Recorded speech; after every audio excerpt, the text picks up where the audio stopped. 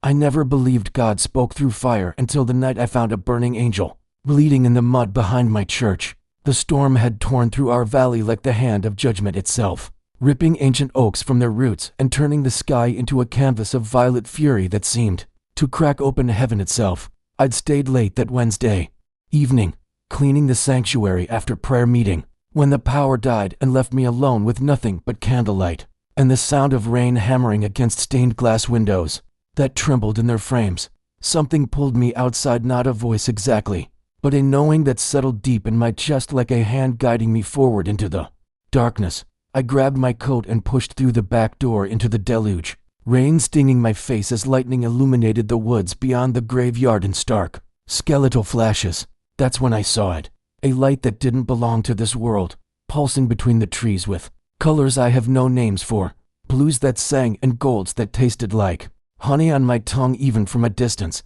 My logical mind screamed at me to run, to call someone, to do anything except walk toward that impossible glow. But my spirit recognized something ancient and sacred pulling me forward like a child being called home. Every step through the mud and broken branches felt like walking through the pages of Scripture itself, like Abraham leaving Ur, like Moses approaching the burning bush, like I was about to cross a threshold that would divide my life into before and after. The light grew brighter as I pushed through the undergrowth, my heart pounding so hard I thought it might shatter my ribs. And then I saw him collapsed against a fallen tree, his body radiating that otherworldly luminescence even as something dark and viscous seeped from wounds across his torso. He wasn't human. That much pierced through my shock. Immediately his form was too elongated, too graceful, his skin shifting with patterns of light that moved like living scripture across his flesh. His eyes opened as I approached, and they held galaxies within them, swirling depths of cosmic infinity that should have terrified me,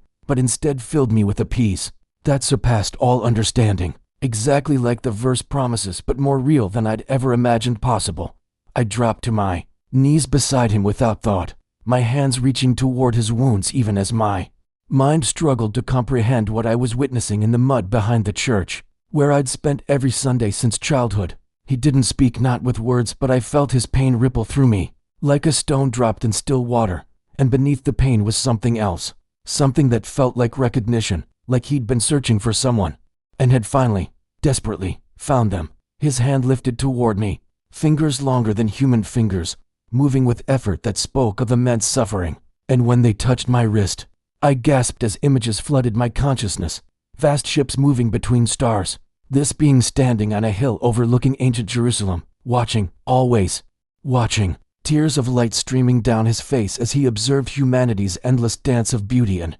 tragedy. The visions came so fast they should have shattered my sanity, but instead they felt like remembering something I'd always known but forgotten, like waking from a dream into a greater reality that had always been there waiting for me to open my eyes. "I'll help you," I whispered, and my voice sounded strange in the rain, small and human against the magnitude of what was happening. His eyes, those impossible, infinite eyes, filled with something that looked like gratitude, and I knew without knowing how I knew that this moment had been written into the fabric of creation long before I was born, that God himself had orchestrated this collision of worlds in the storm-torn darkness behind a small country church. I looked back toward the building, its white steeple barely visible through the trees, and then back at this luminous being whose blood was seeping into the same earth where we'd buried generations of faithful believers. The choice before me was simple and terrifying: walk away and preserve the comfortable boundaries of my faith, or step forward into a mystery that promised to reshape everything I thought I knew about God's creation. I made my choice, sliding my arms beneath him as gently as I could, shocked at how light he felt despite his height, as if his bones were hollow like a bird's or made of something less substantial than matter. His head fell against my shoulder and more images cascaded through my mind, not intrusive, but offered, shared like a drowning man sharing his last breath. And I saw Earth from space, wrapped in threads of golden light that pulsed and flowed like a living thing, connecting every soul in a web of luminous beauty that made me weep without shame. "My barn," I gasped, staggering under his weight despite its strange lightness, my boots sliding in the mud as I turned away from the church toward my property that bordered the woods. The rain began to soften as if the storm's fury had spent itself in delivering this impossible gift into my hands, and I walked through the thinning downpour carrying a being who shouldn't exist, feeling the weight of divine purpose settling over me like a mantle I'd never asked for, but somehow always needed. Each step was a prayer without words, a surrender to whatever cosmic plan had chosen me, ordinary me, with my doubts and small-town faith and Tuesday night Bible studies, to be the one standing in this moment between worlds. Lightning flashed again, and I saw my shadow stretched long across the ground. But there were two shadows, mine and his, cast by that otherworldly light still emanating from his wounded form, and they merged together on the wet earth like a prophecy being written in real time. I didn't understand yet what he would teach me, didn't know that my conception of God was about to expand beyond the comfortable walls of doctrine, into something vast and terrifying and more beautiful than I could bear. But I felt it coming, felt the approaching revelation like dawn feels inevitable to someone who's been waiting all night in darkness, and I carried him forward into whatever transformation awaited us both. The barn door stood open, swinging gently in the wind, and as I crossed that threshold with my impossible burden, I knew with absolute certainty that I was carrying something sacred, something that would reveal truths that had been hidden since the foundation of the world. I laid him on the old horse blankets I kept stacked in the corner, my hands trembling as I lit the kerosene lantern that cast dancing shadows across the barn's weathered walls. The light from his body had dimmed to a faint glow beneath his skin, like embers barely holding onto life, and I could see his wounds more clearly now, geometric patterns torn into his flesh that seemed wrong somehow, as if the universe itself had been cut. I'd tended injured animals before, delivered calves and stitched up dogs, but this was different. This was tending to something that my grandfather's veterinary supplies and my grandmother's folk remedies couldn't possibly address. Still, I grabbed the first aid kit from the shelf, my practical Midwestern upbringing refusing to let me stand idle while any creature suffered. And as I cleaned the strange metallic substance from his wounds, he reached up and gently caught my wrist. His touch was cool but not cold, smooth but not quite skin, and the moment his fingers closed around my arm, my barn dissolved and I was standing in a place that existed beyond space, beyond time, looking down at a blue marble suspended in infinite darkness earth. I understood without needing to be told, but not as I'd ever seen it in photographs. This version was alive with meaning, wrapped in threads of connection that pulsed between every living soul like a neural network of divine intention, spanning continents and centuries. The vision shifted and suddenly I was walking through ancient Mesopotamia, watching people whose names had been dust for millennia as they lived and loved and prayed to gods, whose temples were now forgotten ruins, but I could see what they couldn't: the golden threads that connected their acts of kindness. The way a woman sharing bread with a stranger sent ripples of light cascading outward, that touched a child who would grow to teach compassion to thousands. I saw a Roman soldier showing mercy when cruelty was expected, and the light from his choice spreading like dawn across the spiritual landscape of humanity, invisible to physical eyes but blazing like a beacon to something greater. Then I was in medieval Europe watching a monk copy scripture by candlelight, his devotion creating waves of luminescence that washed across the darkness of that brutal age, like a promise whispered in a prison cell. The being I couldn't think of him as merely alien anymore, not after seeing what he'd witnessed let me experience centuries and heartbeats, and I understood that this was his answer to my unspoken question about who he was, and why he'd come. He'd been watching, always watching, not as a cold scientist studying specimens, but as something far more profound, a witness to the grand unfolding of human souls learning to reflect their Creator's nature. Every act of love, every sacrifice, every moment when we chose light over darkness sent out signals that traveled beyond our dimension, and his kind had been reading those signals like holy text written in the language of compassion. I gasped and found myself back in my barn, tears streaming down my face, my hand still holding a blood-soaked cloth against his wounded side. "How long?" I managed to whisper, my voice breaking with the weight of what I'd seen. "How long have you been watching us?" He didn't speak with his mouth. I wasn't sure he could. Wasn't sure his physiology included vocal cords as I understood them, but his answer bloomed in my mind like a flower opening to impossible light. Since the beginning, since the first human soul awakened to the knowledge of something greater than itself, since your kind first looked at the stars and wondered if love was the answer to the cosmic question. I saw flashes of his memories then, standing invisible among the standing stones at Göbekli Tepe, as early humans gathered to worship something they couldn't name, but deeply felt, walking unseen through the streets of ancient Jerusalem, observing from a distance as prophets received their visions and mystics touched the hem of divine mystery. His kind didn't interfere. He showed me, didn't manipulate or control, but they watched with a reverence that made me understand they considered humanity something precious, something rare in all their travels through the cosmos. We were,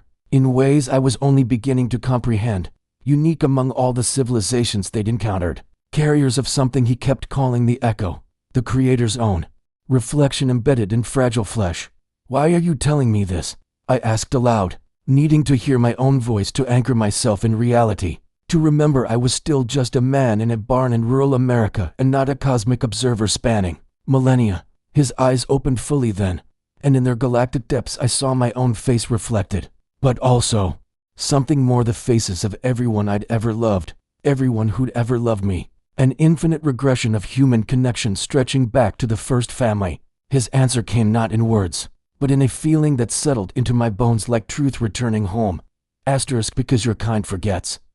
what you are, forgets that every heartbeat is a prayer and every kindness is a miracle. And we who remember must sometimes remind the ones who carry the greatest treasure in creation that they are not alone, not random, not meaningless in the vast dark. Asterisk. I pressed the bandage tighter against his wound, my medical training merging with this metaphysical revelation, and I understood with crystalline clarity that I was tending not just to an injured visitor, but to a messenger who'd crossed unimaginable distances to deliver a truth my soul had been starving for. Without knowing it, the barn filled with a sudden warmth that had nothing to do with the kerosene lantern, and the being's wounds began to close themselves in spiraling patterns that defied biology. He sat up slowly, his movements carrying the fluid grace of something that had evolved under different stars, and he gestured for me to sit beside him on the blankets. When I did, he placed both hands on either side of my head, his touch impossibly gentle, and whispered directly into my mind.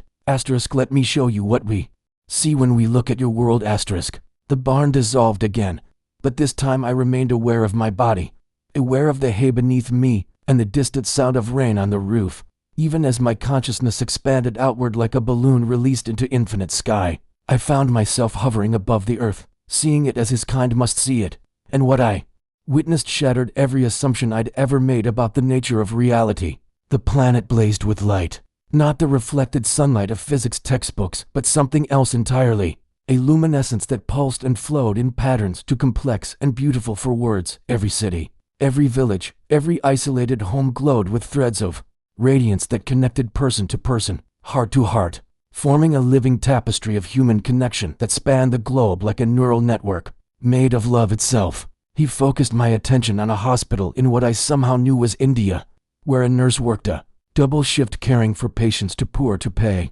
her exhaustion forgotten in her determination to ease suffering as she held the hand of a dying man, speaking comfort to him in his final moments. A wave of golden light erupted from that simple act of compassion and rippled outward like a stone thrown into cosmic waters. I watched in breathless wonder as that light touched a doctor 3 floors up who'd been contemplating cutting corners on a surgery to save time, and something in him shifted, straightened, chose the harder right over the easier wrong. The light continued spreading, touching a medical student who felt that inexplicable call to volunteer in refugee camps, inspiring a politician halfway around the world to fight for healthcare funding despite the political cost, each connection spawning new connections in an exponential cascade of grace. Then the alien shifted my awareness to a playground in South America, where a child shared his lunch with a classmate who'd been forgotten, excluded, and that small act sent out its own shockwave of luminescence that touched teachers and parents and eventually reached a teenager contemplating suicide who felt, for reasons she couldn't explain, suddenly certain that kindness existed in the world and maybe life was worth another day. Every act of love, I understood with growing amazement, was a light that his kind could perceive across vast distances, signals that proved humanity was fulfilling its deepest purpose even when we couldn't see it ourselves. This is what you do, the being spoke into my mind, his voice carrying harmonics that resonated with something ancient in my soul. When you love as your Creator loves, you become visible across dimensions. You send signals into the darkness that proclaim life and hope and connection are stronger than entropy and death. He showed me a father forgiving his son who'd betrayed him, and the reconciliation blazed like a supernova that his kind could observe from galaxies away. He showed me a woman caring for her mother through the long twilight of dementia, each patient act of service adding another brushstroke to a masterpiece of devotion that painted light across the spiritual dimensions of reality.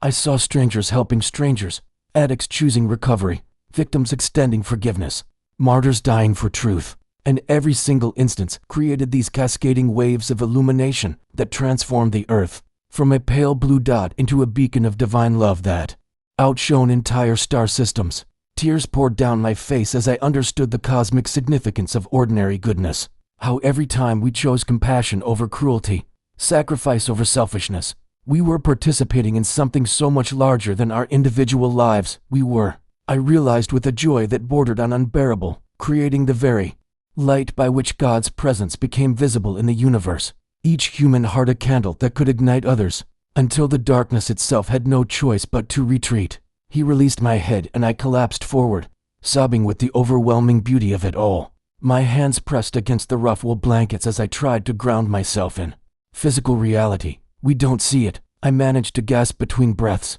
We can't see what we're doing. We walk around thinking we're insignificant, and our choices don't matter. The alien's hand rested on my shoulder, and I felt his profound sadness at this truth, mixed with something else that took me a moment to recognize as hope. That is why faith exists. He communicated gently. Because you must trust that your love matters even when you cannot perceive its effects. Must believe that the Creator woven into your very cells knows what He designed you to do. Must choose light in the darkness precisely because the darkness makes you doubt the light exists at all. He showed me one final image before withdrawing from my mind, myself, just hours ago, running through the storm toward a crashed stranger despite my fear, and the light that act had created. How it had rippled through dimensions his kind traversed. How it had marked me as someone ready to receive this revelation. I had thought I was simply being human, following the basic decency my parents had taught me, but he revealed that such moments were the very building blocks of divine architecture, the way God constructed meaning from choice and purpose from compassion. I looked at him with new eyes, this wounded messenger who'd traveled unimaginable distances, and understood that his kind weren't just observers but witnesses in the deepest sense, beings who remembered and honored every flicker of love that humanity produced in our stumbling journey toward reflecting our Creator's nature. The alien's presence intensified in the barn until the very air seemed to hum with potential energy, and I felt his consciousness reaching toward mine with an invitation that terrified and exhilarated me in equal measure. There is something else you must see, he communicated, and this time his mental voice carried a weight that made my soul tremble. Something we witnessed at the very beginning, the moment when nothing became everything, when silence exploded into song. Before I could respond or brace myself, his hands moved to my temples again, but this time the connection went deeper than vision or memory, pulling me into a merging of consciousness so complete that I ceased to know where my awareness ended and his began. The barn vanished utterly, not dissolving gradually as before, but simply ceasing to exist, and I found myself suspended in absolute darkness, a void so complete and total that it should have terrified me, but instead felt strangely peaceful, like floating in the womb of existence itself before birth. Then, in that infinite blackness, I sensed something stirring, a presence vast beyond comprehension yet intimate as my own heartbeat, and I understood with sudden clarity that I was being shown the moment before creation,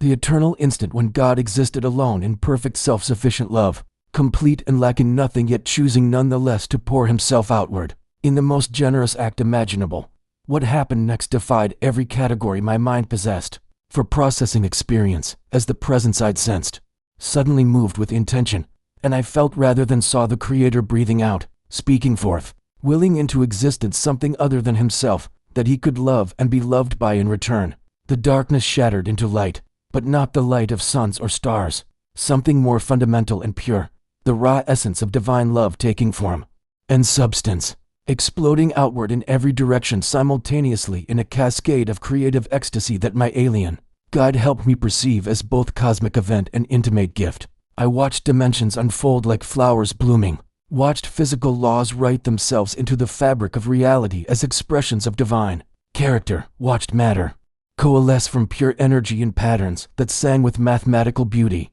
Because the Creator was himself the source of all order and meaning, time began its forward march in that instant, Space stretched itself across infinite distances, and throughout it all I sensed the presence of intentional love, as if every particle and wave carried encoded within it a message that proclaimed its maker's nature. My consciousness, merged with the aliens, perceived what his ancient species had somehow witnessed or reconstructed. How the Big Bang wasn't merely a physical event, but a spiritual one. The moment when God's internal love became external reality. When the Trinity's eternal relationship of mutual devotion overflowed its bounds to create something new that could participate in that dance of giving and receiving. The vision shifted and I saw the new universe from a perspective outside time, watching billions of years unfold in moments as galaxies formed and died and reformed, as stars ignited and planets cooled and life emerged in countless forms across innumerable worlds. Through my guide's perception, I understood that his species had evolved early in this cosmic story, had gained consciousness and technology when Earth was still a molten sphere, and had learned to traverse the dimensions that separated physical space from spiritual reality, becoming witnesses to the ongoing act of creation that never truly stopped. They had watched the Creator's love continue expressing itself through evolution and emergence, through the long patient process by which simple elements combined into complex molecules that somehow crossed the impossible threshold into living things that grew and adapted and eventually became aware of their own existence. I felt my alien companion's awe as he showed me how his people had gradually realized they were observing not random chance, but intentional artistry. How the mathematical improbability of conscious life arising suggested not luck, but purpose woven into the universe's foundation. And then he directed my attention to one specific planet orbiting an ordinary star in an unremarkable galaxy, to Earth appearing like a jewel of blue and green against the darkness.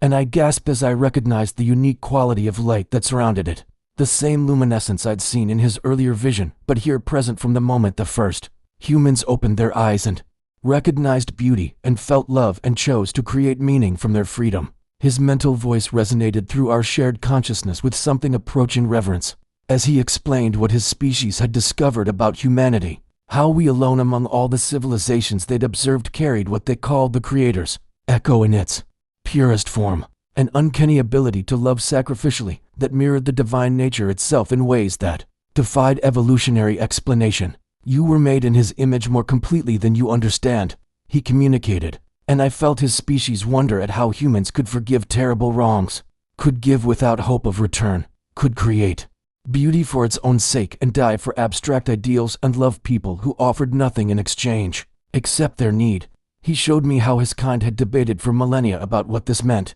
whether humanity was merely one expression of a universal pattern or something more specific, more intentional, and how they'd eventually concluded that Earth was a focal point of divine attention, a stage where the drama of love choosing itself despite the cost was playing out with cosmic significance. As he gently withdrew from the vision, returning me to awareness of my physical body trembling on the barn floor, I understood that I'd been given a glimpse of what angels must know, how creation itself was an act of love that set the pattern for everything that followed, how we were designed from the beginning to reflect that generous outpouring back to its source, and outward to each other, completing the circuit of divine intention that gave existence its meaning and purpose. I remained on the barn floor for what felt like hours, my body weak and trembling from the intensity of what I'd witnessed, while the alien stood over me with an expression that somehow communicated both patience and urgency, as if he knew we had more ground to cover before his time here ended.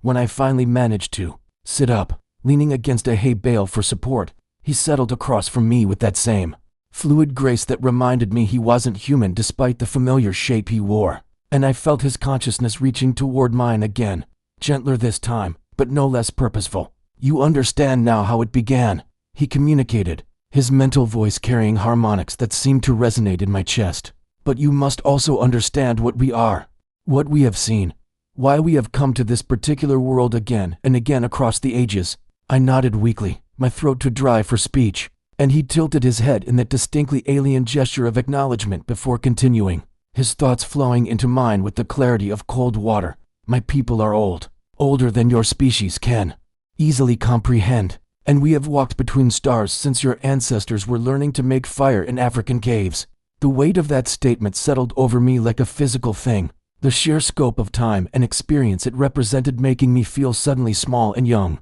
A child listening to stories from an ancient grandfather who had witnessed empires rise and fall. He extended his hand toward me, not to touch but to gesture. And suddenly the barn filled with images that hung in the air like holographic memories, translucent scenes from countless worlds that overlapped and shimmered in the dusty light. Filtering through the boards, I saw civilizations I had no names for, beings of every conceivable shape and composition, some biological like us and others existing as pure energy or networked consciousness, societies that had mastered technology beyond my comprehension, or chosen simpler paths of harmony with their environments. We have observed them all, my companion explained, and I heard in his mental tone something like melancholy. Watched them grow from single cells to spacefaring cultures, documented their philosophies and religions, their wars and their peace, their births and their inevitable endings. Through our connection, I felt the burden of that witnessing, how his species had made themselves eternal students of existence,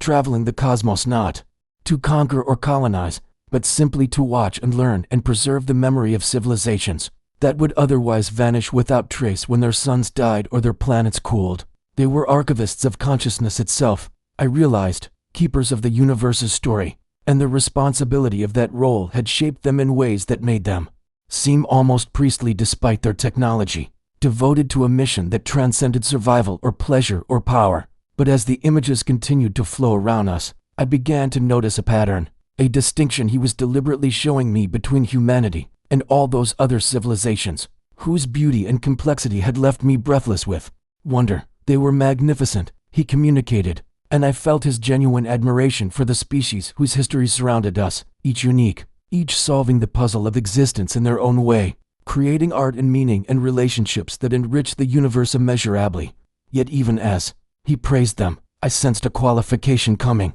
a boundary he was approaching with something like reverence, and when he finally voiced it, the words resonated through every level of my being with the force of revelation. But in all our wandering, across all the galaxies we have explored and all the dimensions we have learned to perceive, only humanity carries what we call the Creator's echo in this particular way, this strange and precious capacity to love beyond logic or survival. He showed me then what he meant, not through argument but through comparison. Images of alien parents caring for offspring with programmed devotion, of societies cooperating because evolution had wired them for collective benefit, of beings experiencing pleasure and attachment, and even sacrifice when game theory dictated it would preserve their genes, or tribe or species. These were beautiful, genuine, valuable expressions of connection. But as I watched them through his perception, I began to understand the subtle difference he was pointing toward, how human love contains something additional that defied pure materialist explanation. The alien moved closer, his luminous eyes holding mine with an intensity that made me forget to breathe, and in his gaze I saw millennia of observation, condensed into a single moment of sharing, as if he was offering me the conclusion his entire species had reached after ages of study and debate. You forgive enemies who will never change, sacrifice for strangers you will never meet, create beauty that serves no survival purpose, die for abstract ideals that offer no genetic advantage, love those who can give nothing in return except their need, he said. His words hung in the air between us, and before I could fully process their meaning, he raised both hands in a gesture that seemed almost ceremonial. His long fingers, spreading wide as the space around us, began to shimmer with a different quality of light than before. What I show you now, he communicated with a gravity that made my heart pound against my ribs. We have guarded carefully, shared only in whispers among our own kind, debated in our councils for generations whether humanity should ever know. The barn dissolved around us, or perhaps my consciousness lifted beyond its wooden walls, and suddenly I was hovering above Earth as it had been millennia ago, watching civilizations I recognized from history books and Sunday school lessons living out their daily existence under skies that blazed with stars unpolluted by electric light. I saw prophets wandering in deserts, mystics meditating in mountain caves, holy men and women across every continent and culture, suddenly pausing in their prayers, their eyes widening as if perceiving something just beyond normal sight. And in each of these moments I noticed a subtle shimmer in the air near them, a distortion like heat waves that my modern mind recognized as the signature of advanced technology, rendering something nearly invisible. We were there, my companion confirmed, his mental voice carrying notes of something between confession and testimony, and through our connection I felt the weight of this Revelation. How his kind had walked among us since humanity first started reaching toward the divine with fumbling, hopeful prayers. He showed me a woman in ancient India sitting beneath a tree, her meditation deepening until her consciousness expanded beyond her body. And there in that liminal space between flesh and spirit, I saw one of his kind, waiting, not interfering but present, somehow amplifying her experience, helping her perceive truths about the unity of all things that would later be written in sacred texts and studied for thousands of years. I witnessed a Hebrew prophet on a lonely hillside crying out to God in desperation for his people, and as the old man wept, I saw another of these ancient beings standing just outside his peripheral vision, broadcasting subtle frequencies that calmed his terrified heart and opened his mind to receive words of comfort and challenge that would reshape his nation's understanding of justice and mercy. They were not the source of these revelations. The alien made absolutely clear his thoughts insistent on this distinction as if it mattered more than anything else. I might misunderstand, but rather they were facilitators, amplifiers, midwives helping human souls birth insights that already existed in potential within the divine spark we carried. We learned early that humanity could sense the Creator in ways we could not, he explained, and I felt his species' humility in that admission. How these advanced beings who could traverse galaxies and manipulate matter had discovered themselves spiritually blind compared to the primitive humans they observed. So we began to carefully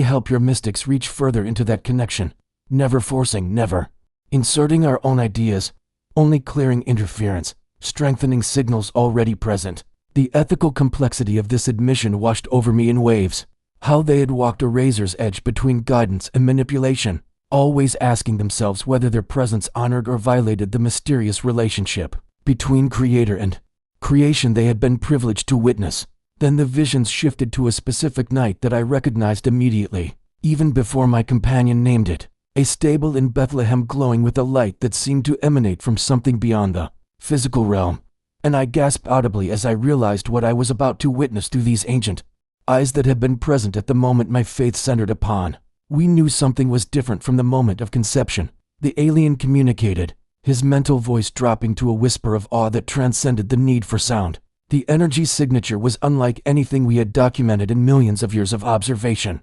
Across countless worlds, I watched through his people's perception as that pregnancy progressed. Saw how the woman Mary glowed with a light visible only in spectrums human eyes could not detect. How reality itself seemed to bend gently around her as if the laws of physics were making accommodations for something unprecedented that moved within her womb. On the night of the birth, I saw his kind gathered at a distance, their ships hidden beyond human sight, but their attention focused completely on that humble structure where animals sheltered, and a young woman labored to bring forth a child who would split history in two. What they witnessed there, what their instruments recorded and their consciousness perceived, had shaken their entire civilization's understanding of existence, because the infant who emerged into that cold night radiated the same fundamental frequency they had detected at the moment of creation itself, the signature of the divine love that had spoken everything into being now concentrated impossibly into human flesh that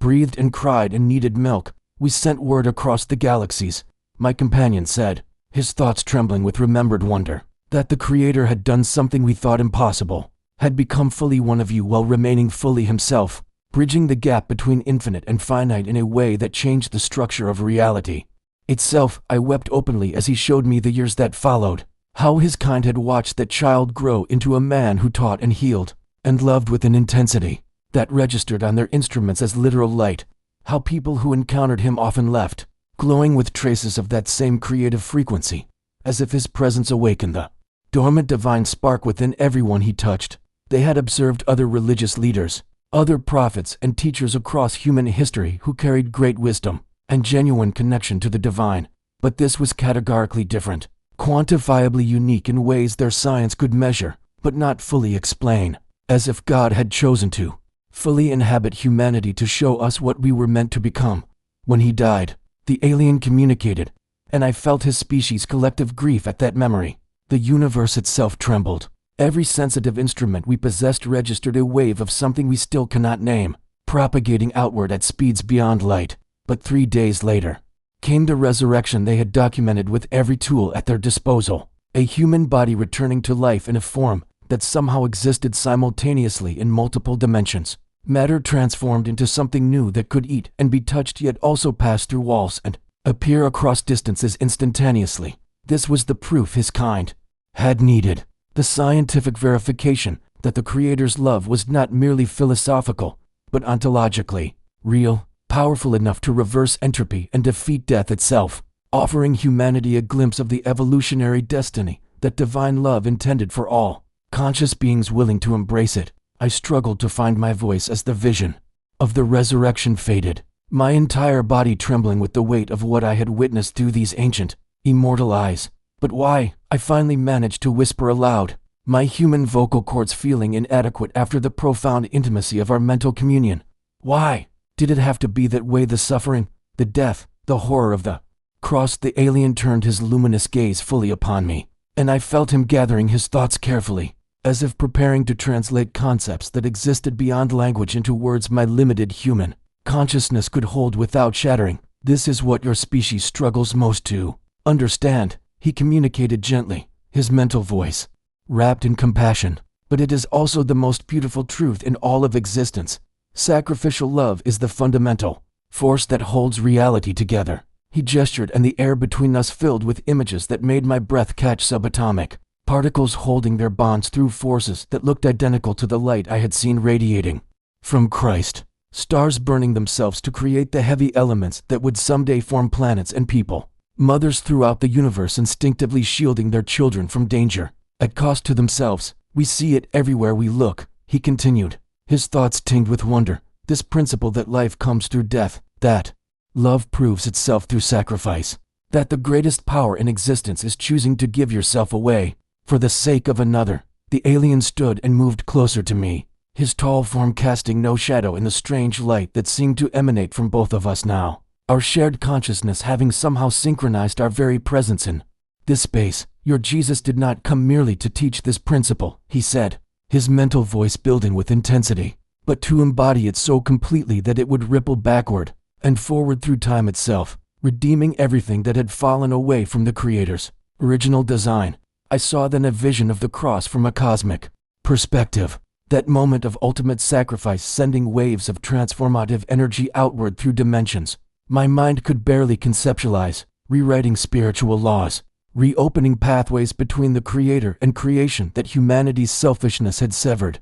offering every conscious being in the universe a choice to align themselves with sacrificial love or continue in the entropy of self-centered existence. We measured it. My companion insisted, his thoughts urgent with the need for me to understand, documented how the frequency of divine love became accessible to humans in a new way after that moment, how your species gained the capacity to channel the Creator's nature in ways that had been impossible before. He showed me early Christians performing healings and miracles that registered on his people's instruments with the same signature as Christ himself. Ordinary humans suddenly glowing with divine light because they had chosen to die to selfishness and live in sacrificial love, proving that what Jesus demonstrated was not just possible for him, but was meant to be humanity's inheritance, our birthright as children of the God who is love itself. But there is more, the alien communicated, his mental voice dropping to a whisper that felt like a secret shared between closest friends, something we did not understand until we had observed the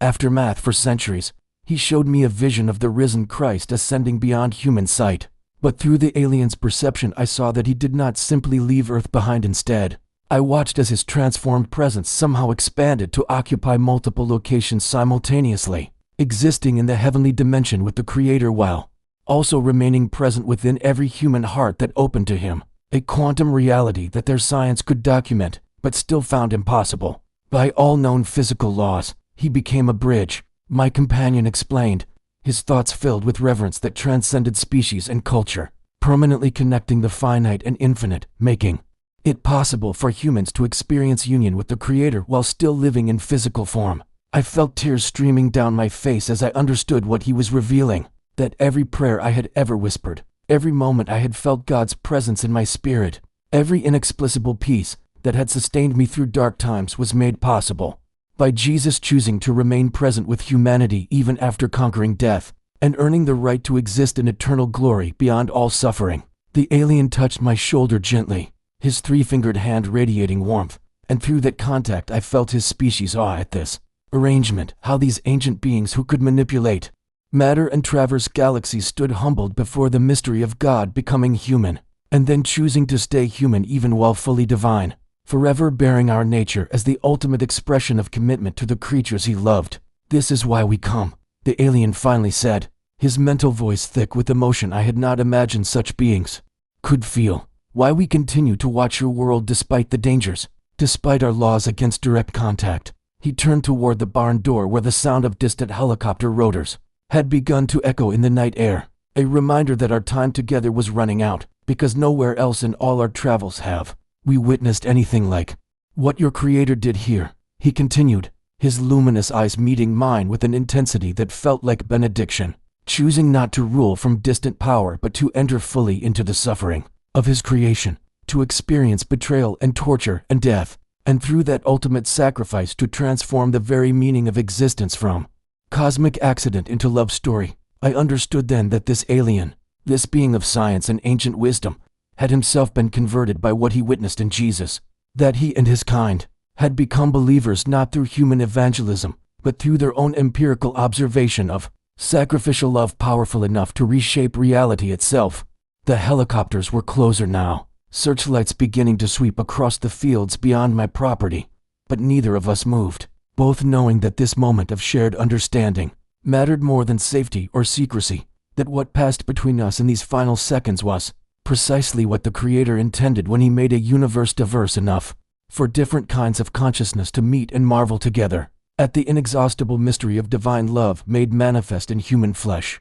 The sound of helicopter blades cutting through the night air pulled me from the sacred space of our communion, the mechanical thunder growing louder with each rotation until the walls of my barn began to vibrate with the percussion of military-grade engines hovering somewhere above my property. Through the gaps in the wooden slats, searchlights swept across my land in geometric patterns, transforming my familiar farm into something that resembled a war zone, and I felt my stomach clench with a primal fear that had nothing to do with the divine revelation still echoing through my consciousness, and everything to do with the very human terror of being caught in something far beyond my control. The alien remained perfectly still beside me, his luminous form somehow dimming as if he could regulate his own visibility, and through our mental connection I felt his calm assessment of the situation overlaid with what I can only describe as profound sadness, not fear for himself, but grief at how our encounter was being interrupted by the fearful aggression of my own kind. "They have been tracking my ship's energy signature since the storm,"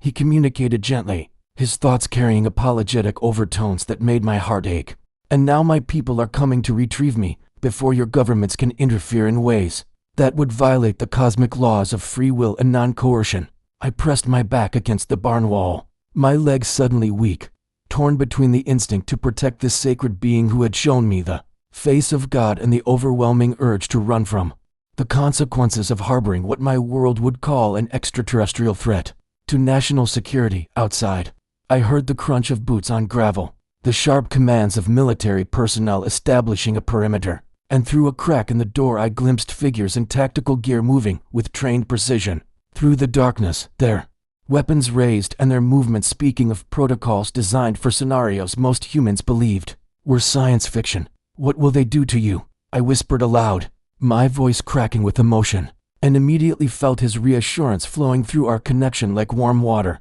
soothing the panic that threatened to overwhelm my racing heart. "They cannot harm me," he communicated with gentle certainty, "but they will try to contain me, to study me, to extract technology and knowledge that your species is not yet spiritually mature enough to wield without destroying yourselves. This is why my kind maintains distance, why we observe but rarely intervene." He turned his luminous eyes toward the barn's roof, and I sensed rather than saw his silent communication with others of his kind, a frequency of thought that existed beyond my ability to intercept, but that I could feel humming through the air like music just beyond human hearing. Then the sky above my barn erupted with light, not the harsh glare of searchlights, but a soft, pulsing radiance that seemed to exist in colors my eyes had never encountered before, and I knew without being told that his people had arrived, drawn across impossible distances by love for one of their own, proving that the principle of sacrificial care he had shown me was not unique to humanity, but was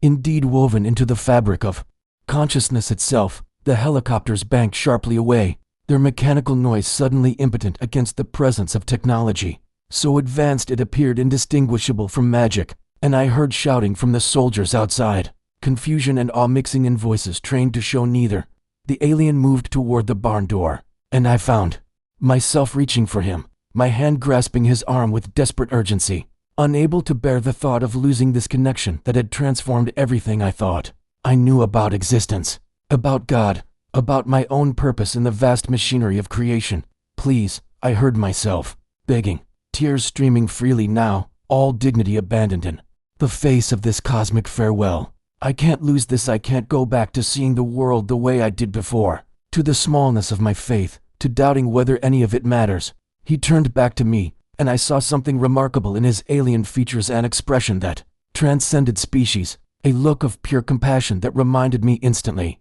of every image I had ever seen of Christ looking upon the crowds who followed him, seeking healing, seeking meaning, seeking the assurance that their suffering was seen by someone who cared. You will never lose what has been opened within you, he communicated with absolute authority, his mental voice carrying the weight of millennia of observation. Because what you have experienced is not dependent on my presence, but on the truth itself, which exists independent of any messenger. His three-fingered hand covered mine where I still gripped his arm, and warmth flooded through me, not the heat of fever, but the gentle temperature of perfect comfort, like being held by a parent who knows exactly how to soothe every fear. Through our touch I felt him showing me a final vision, myself in the days to come, walking through my ordinary life but seeing it transformed, perceiving the divine light that dwelt within every person I encountered, recognizing the sacred in the mundane, understanding that the God who created galaxies cared intimately about every small moment of human existence,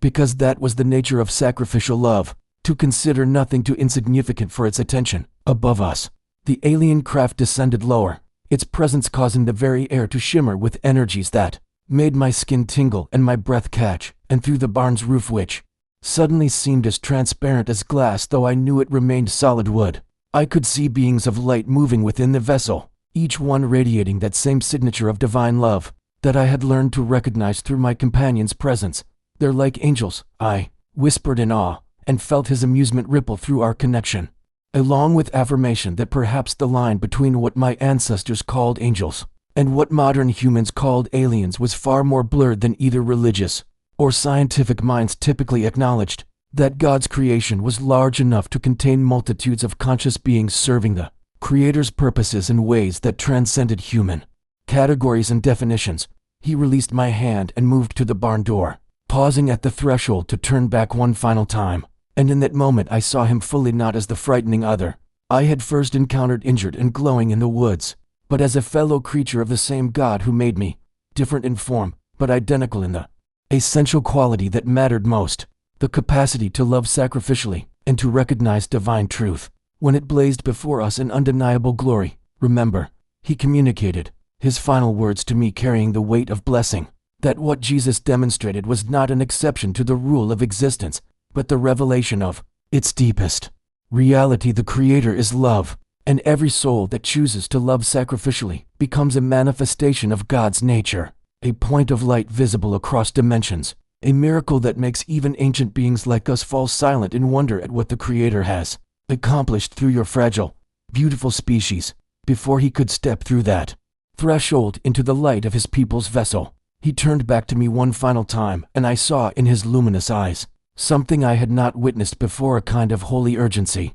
as if there remained one last truth he needed to impart before our communion ended forever. He moved toward me with deliberate grace and raised his hand toward my forehead, pausing just before contact, and through our mental bond I felt him asking wordless permission for something far more intimate than anything we had shared before, a final gift that would require him to open the deepest channels of my consciousness in ways that might overwhelm my human mind. I nodded, unable to speak, tears blurring my vision as I consented to whatever he offered, and the moment his fingers touched the space between my eyes, the barn disappeared, and I found myself suspended in a vast darkness that somehow felt more alive than any daylight I had ever known, a void that was not empty, but pregnant with infinite potential, humming with the presence of the Creator whose love had spoken all things into being. What flooded into me then was not merely information but direct experiential knowing, a truth so fundamental that it bypassed my intellect entirely and wrote itself directly onto my soul. I suddenly understood with perfect clarity that every human being I had ever encountered, every stranger whose face I had passed without truly seeing, every person I had dismissed or judged or simply ignored in my self-absorbed journey through life, was in fact a completely unique vessel of God's love, an irreplaceable expression of divine creativity that would never be duplicated in all of eternity. Across all dimensions of existence, I saw humanity as the aliens people saw us, and the vision shattered every casual assumption I had ever made about the relative importance of individual human lives. Each person appeared before me as a walking galaxy of potential, their souls blazing with colors that corresponded to the specific ways they were designed to manifest the Creator's nature into reality. And I understood that this diversity was not accidental but intentional, that God had deliberately crafted billions of distinct souls because the fullness of divine love was too vast to be expressed through any single life or even any single species. The homeless man I passed every week on my way to church without making eye contact, I saw him now as the alien species saw him, a brilliant point of light carrying gifts of wisdom forged through suffering that could heal others. If anyone bothered to recognize his sacred worth, my own daughter, whose adolescent rebellion had become a source of constant frustration, I saw her suddenly as a unique frequency of divine creativity, designed for purposes I could not yet perceive but that were written into the fabric of cosmic destiny with the same care that positioned stars in their courses. Even the people I had considered enemies, whose political views or lifestyle choices had triggered my judgment and withdrawal, they appeared before me now as fellow image bearers of the same God who loved them with the identical intensity that He loved me, each one carrying the Creator's echo in ways that complemented rather than contradicted my own expression of divine nature. The alien's consciousness merged more deeply with mine,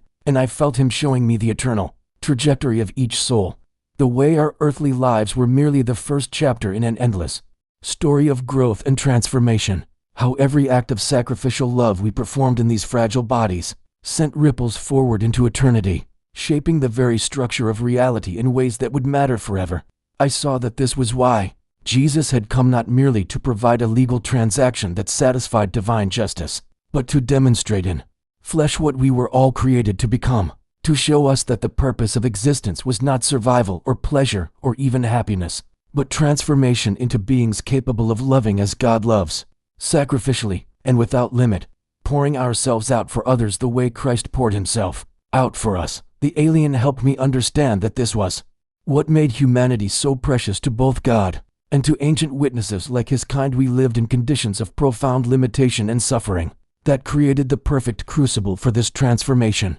Every difficulty we faced an opportunity to choose love over fear, sacrifice over selfishness, faith over despair, and every time we made that choice, we became more fully what we were always meant to be, living reflections of the Creator's essential nature. I gasped as the vision expanded further, and I saw the entire human story, from creation to final redemption, watched the long struggle of souls learning to love across millennia of failure and grace, and understood that every single person's journey mattered equally to this cosmic purpose, that there were no extras or supporting characters in God's story, only beloved protagonists, each carrying an irreplaceable piece of the divine plan. When His hand finally lifted from my forehead and I crashed back into the ordinary reality of my barn, I fell to my knees under the weight of what I now carried, my body shaking with sobs that were equal parts grief and joy. Grief for all the years I had wasted not truly seeing the people around me, and joy for the gift I had been given,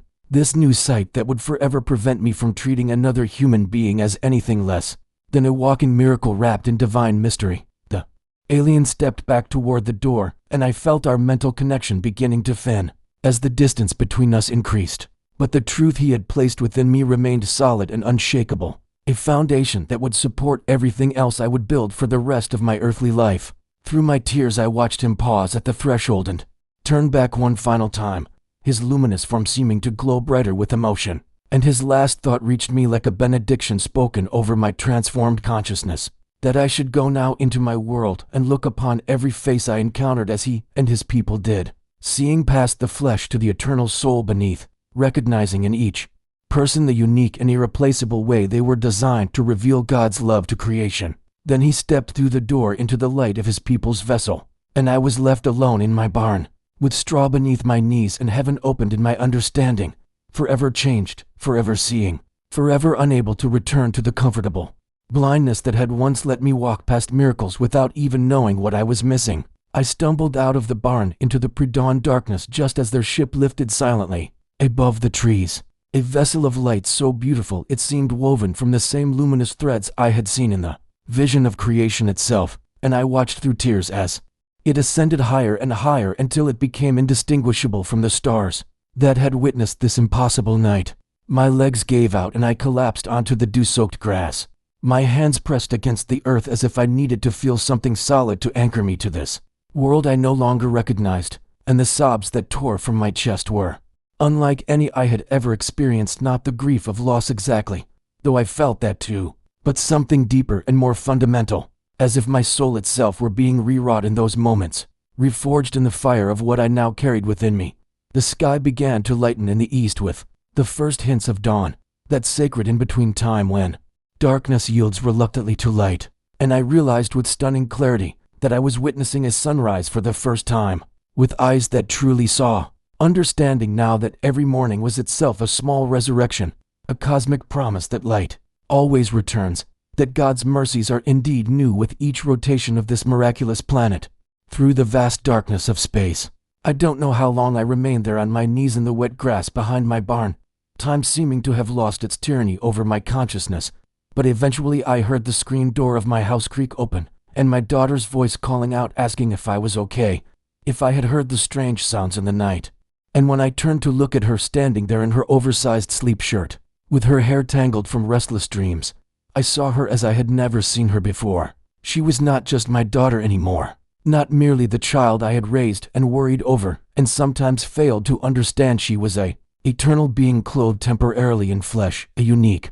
expression of divine creativity whose soul blazed with colors and purposes. I could now perceive hovering around her like a sacred aura, and I understood in that moment that I had been given the immeasurable privilege of stewarding this particular vessel of God's love through the vulnerable years of her formation. I rose unsteadily to my feet and walked toward her with tears still streaming down my face, and when she asked with growing concern what was wrong, I pulled her into an embrace and whispered that nothing was wrong, that in fact everything was more right than I had ever understood it to be, that I loved her and saw her and recognized the miraculous nature of her existence in ways I had been blind to before this night. She pulled back and looked at me with confusion and adolescent embarrassment, but I also saw something else flicker across her face, a hunger for this kind of seeing, a deep need to be recognized not just as someone's daughter or student or friend, but as the eternal soul she truly was, precious beyond measure, and designed for purposes that reached far beyond the small dramas of high school and social media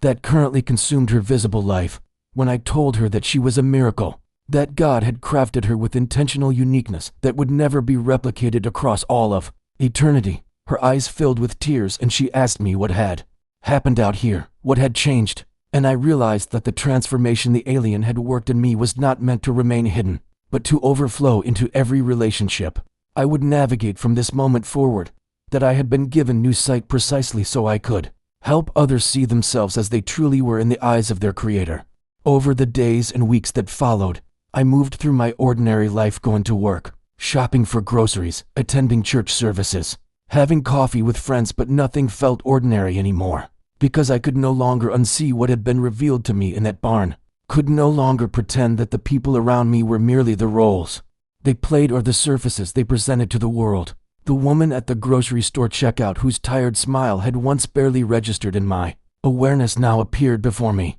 as a galaxy of patient endurance. Someone whose decades of showing up faithfully to serve others in small ways had created ripples of light across dimensions I could almost perceive. And I found myself thanking her not just for bagging my groceries, but for her presence, for the specific way she carried God's love into this mundane intersection of our lives. The man at church whose conservative politics had once triggered my judgment and avoidance now revealed himself to my transformed sight as someone genuinely seeking to honor his Creator through the frameworks he understood, his soul blazing with protective love for the vulnerable even when his solutions differed from mine. And I realized with humbling clarity that God loved him with the exact same intensity that he loved me, that we were both stumbling toward truth with the limited understanding available to us, both desperate for grace we could never earn. I began to pray differently, no longer rattling off requests and complaints, but sitting in silent wonder before the Creator who had loved humanity enough to plant his own echo in our souls,